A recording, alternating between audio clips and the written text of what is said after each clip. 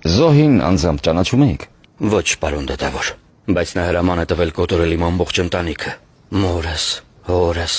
քրոջս, գերդաստանս,